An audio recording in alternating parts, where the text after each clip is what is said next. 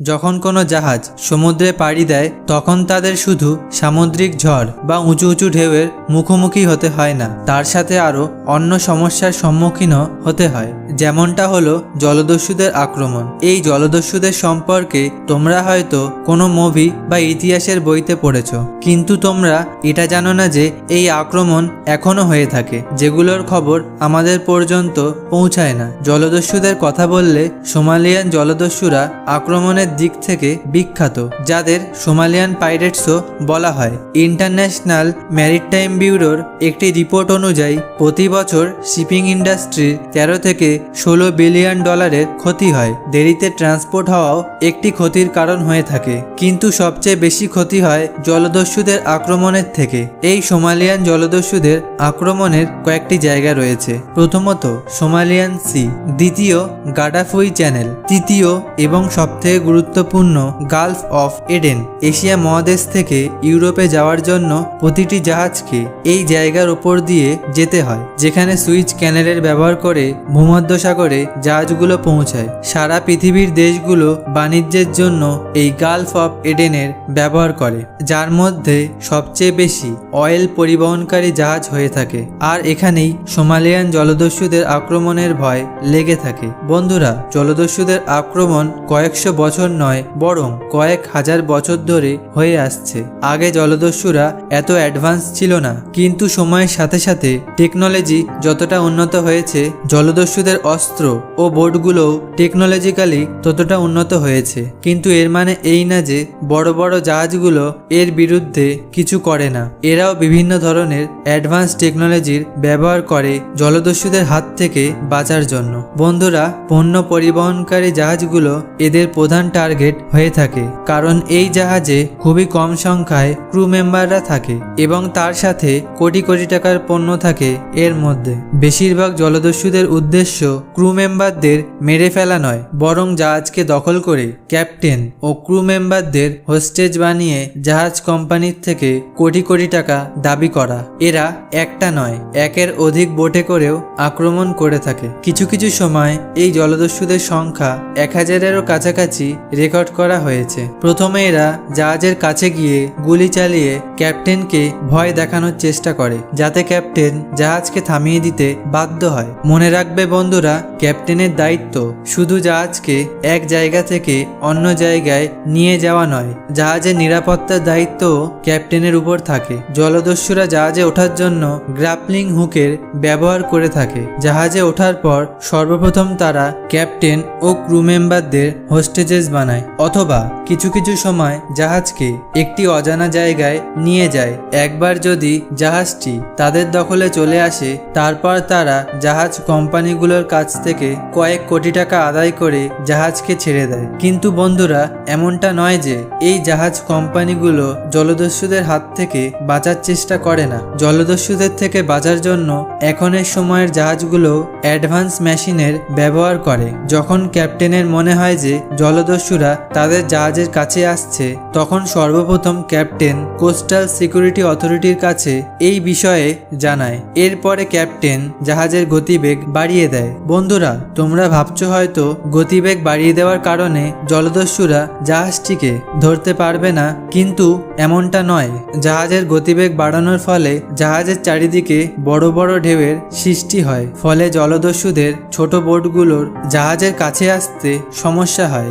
এরপর যতক্ষণ পর্যন্ত না উপকূলীয় নিরাপত্তা রক্ষীরা বা কোস্টাল অথরিটিরা জাহাজ পর্যন্ত এসে পৌঁছায় এবং জলদস্যুদের ওপর অ্যাটাক করে, ততক্ষণ পর্যন্ত ক্যাপ্টেন সমেত ক্রু মেম্বাররা জলদস্যুদের আটকে এদের সময় নষ্ট করতে থাকে। এর জন্য কয়েকটি অ্যাডভান্স মেশিন রয়েছে, যার মধ্যে সবচেয়ে বিখ্যাত ওয়াটার ক্যানন। এই ওয়াটার ক্যানন বেশিরভাগ জাহাজেই লাগানো থাকে এবং এটাই জলদস্যুদের আটকানোর জন্য সবচেয়ে কার্যকর পদ্ধতি। এই ধরনের নোজালস জাহাজের চারিদিকে লাগানো থাকে। প্রতিটি নোজালস প্রতি মিনিটে 5110 লিটার সমুদ্রের জল নিক্ষেপ করতে সক্ষম। এটা এত বেশি পরিমাণ জল যে এতে তোমাদের বাড়ির জলের ট্যাঙ্ক 10 সেকেন্ডে ভরে যাবে। এই জলের চাপ 175 PSI হয়ে থাকে, যা গাড়ির চাকায় ভরা হাওয়ার থেকে 10 গুণ বেশি চাপ হয়। এত বেশি পরিমাণ প্রেসারের জল যখন জলদস্যুদের বোটে গিয়ে পড়ে, তখন তারা বোট থেকে পড়ে যায়। কিছু কিছু সময় জলের প্রেসার এত বেশি হয় যে পুরো বোটকে উল্টে দেয়। এই নোজালগুলোকে জাহাজের কন্ট্রোল রুমে থাকা ক্রু মেম্বাররা জয়স্টিকের সাহায্যে চালনা করে এবং এটাকে অটোমেটিকও করে রাখা যায়। যখন এত বেশি প্রেসারের জল জলদস্যুদের বোটে গিয়ে পড়ে তখন জলদস্যুদের বেশিরভাগ সময় নিজেদের সামলাতেই কেটে যায়। এর সত্ত্বেও যদি তারা জাহাজের কাছে পৌঁছাতে সক্ষম হয় বা তাদের কাছে বড় কোনো বোট থাকে তাহলে এই ওয়াটার ক্যাননের সাহায্যে তাদের জাহাজ থেকে দূরে ঠেলে দেওয়া যায়। দ্বিতীয়ত, ওয়াটার ক্যানন ছাড়াও কিছু জাহাজে এই ধরনের মেশিন লাগানো থাকে যার সাহায্যে জলদস্যুদের বোটের মধ্যে জল ভরা হয়। যখন জলদস্যুরা জাহাজের কাছে আসতে সক্ষম হয় তখন এই মেশিনকে চালু করে দেওয়া হয়। এর ফলে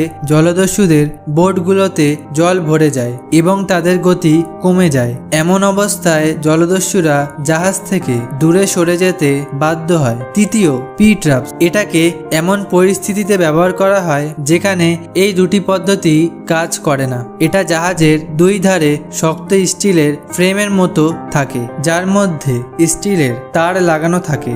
যখনই জলদস্যুরা জাহাজের কাছে আসে তখনই স্টিলের তারগুলোকে জলের মধ্যে ছেড়ে দেওয়া হয়। জলদস্যুরা বেশিরভাগই স্পিডবোটের ব্যবহার করে যার মধ্যে এই ধরনের প্রোপেলার লাগানো থাকে। এই তারগুলো ওই প্রোপেলারে গিয়ে আটকে যায় এবং বোটের ইঞ্জিন বন্ধ হয়ে যায়। জলদস্যুরা বোটগুলোকে স্টিলের তার থেকে ছাড়াতে ব্যস্ত হয়ে যায় এবং এর সাথে তাদের সময়ও নষ্ট হতে থাকে। চতুর্থ, লং রেঞ্জ অ্যাকোয়াস্টিক ডিভাইস। এটি এই ধরনের ডিভাইস যেটার শব্দ শোনা মাত্রই মানুষ এর থেকে দূরে পালাতে বাধ্য হয়। এর রেঞ্জ 5 কিলোমিটার পর্যন্ত হয়ে থাকে। এই শব্দের পিচ অনেক বেশি হয় যেটা মানুষ সহ্য করতে পারে না। এই ডিভাইসটি শুধু জাহাজেই ব্যবহার করা হয় না, এর সাথে কোথাও কোনো প্রোটেস্ট হলে সেখান থেকে মানুষদের তাড়ানোর জন্য ব্যবহার করা হয়। এই সমস্ত পদ্ধতি ছাড়াও জলদস্যুদের হাত থেকে বাঁচার জন্য আরও একটি পদ্ধতির ব্যবহার করা হয়। কিছু কিছু জাহাজে এই রকম ইলেকট্রিক তার লাগানো থাকে। এই তারের মধ্যে এত বেশি পরিমাণ কারেন্ট থাকে না যে কারোর মৃত্যু হয়ে যাবে, কিন্তু এটাকেও স্পর্শ করাও সহজ নয়। এই তারগুলো যদি সবসময় জাহাজে লাগানো থাকে তাহলে জাহাজে এসে বসা পাখিদেরও মৃত্যু হতে পারে। সেই কারণে এগুলোকে সবসময় ব্যবহার করা হয় না। এপ্রিল 2009 সালে মস অ্যালাবামা নামের একটি শিপিং কোম্পানির একটি জাহাজ ওমান থেকে কেনিয়া যাওয়ার উদ্দেশ্যে রওনা হয়। সোমালিয়ার উপকূলের কাছে এই জাহাজের উপর প্রায় 1000-এরও বেশি জলদস্যুরা আক্রমণ করে এবং ক্যাপ্টেন সমেত ক্রু মেম্বারদের সমস্যায় ফেলে দেয়। এটি 200 বছরে প্রথমবার ছিল যখন জলদস্যুরা কোনো আমেরিকান জাহাজের উপর আক্রমণ করে। এই জাহাজে মোট 21 জন ক্রু মেম্বার ছিল যার মধ্যে ক্যাপ্টেন রিচার্ড ফিলিপসও ছিল। জলদস্যুরা যাতে জাহাজের কাছে না আসতে পারে সেজন্য ক্রু মেম্বাররা ফ্লেয়ার ফায়ার করে এবং ওয়াটার ক্যাননের ব্যবহারও করে, কিন্তু 2 জন সোমালিয়ান জলদস্যু জাহাজে উঠতে সক্ষম হয়। এরপর তারা জাহাজকে তাদের কন্ট্রোলে করে নেয় এবং ক্যাপ্টেন সমেত ক্রু মেম্বারদের হোস্টেজ করে রাখে। জলদস্যুরা ক্যাপ্টেনের মাথায় বন্দুক ঠেকিয়ে তাকে লাইফ বোটে বসায় এবং কিডন্যাপ করে নিয়ে যায় এবং তারা $2 মিলিয়ন দাবি করে যার বদলে তারা ক্যাপ্টেনকে ফিরিয়ে দেবে। এর আগে বলে দিই বন্ধুরা, এই লাইফ বোটগুলোতে সীমিত পরিমাণে ফিউল থাকে যার ফলে তারা বেশি দূর পর্যন্ত যেতে পারবে না। নেভি অফিসাররা এই লাইফ বোটের পিছু করে। তাদের উদ্দেশ্য ছিল জলদস্যুদের যেন উপকূলে পৌঁছাতে না দেওয়া হয়, কারণ তারা যদি উপকূল পর্যন্ত পৌঁছে যায় তাহলে সোমালিয়ার মতো দুর্নীতিগ্রস্ত দেশে তাদের খুঁজে পাওয়া অসম্ভব হয়ে পড়বে। নেভি একটি হেলিকপ্টারকে লাইফ বোটের কাছে নিয়ে যায় যাতে হেলিকপ্টারের হাওয়ায় ঢেউয়ের সৃষ্টি হয় এবং লাইফ বোটকে উপকূলের কাছে যেতে বাধা দেয়। এরপর লাইফ বোটের সামনে একটি জাহাজকে দাঁড় করিয়ে রেখে দেওয়া হয়। নেভির প্রধান উদ্দেশ্য ছিল জলদস্যুদের সময় নষ্ট করা যাতে লাইফ বোটের ফিউল শেষ হয়ে যায়। অবশেষে 80 ঘন্টা পরে লাইফ বোটের ফিউল শেষ হয়ে যায় এবং জলদস্যুরা নেগোসিয়েশনের জন্য রাজি হয়ে যায়। তাদের দাবি ছিল যে তাদের সোমালিয়ান উপকূল পর্যন্ত যেতে দেওয়া হোক, না তো তারা ক্যাপ্টেনকে মেরে ফেলবে। এই লাইফ বোটের মধ্যে 3 জন জলদস্যু ছিল। তখন নেভির একটি ভুল পদক্ষেপও ক্যাপ্টেনের জীবন কেড়ে নিতে পারত। সেই কারণে নেভি অফিসার 3টি স্নাইপারকে নিয়ে আসে, যারা 500 মিটার দূর থেকে একসাথে 3 জন জলদস্যুকে গুলি করবে। পজিশন সেট করতে এবং সঠিক মুহূর্তের অপেক্ষা করতে বেশ কয়েক ঘন্টা সময় লেগেছিল। অবশেষে সেই সময় এসেছিল যখন 3 জন জলদস্যুই একসাথে স্নাইপারের নিশানায় ছিল। এরপর 3 জন একসাথে গুলি চালায় এবং ক্যাপ্টেনকে বাঁচিয়ে নেয়। বন্ধুরা, ভিডিওটি কেমন লাগলো কমেন্ট করে জানাবে। ভিডিওটি ভালো লাগলে লাইক, শেয়ার এবং রূপকথা চ্যানেলটিকে সাবস্ক্রাইব করবে বন্ধুরা। ধন্যবাদ।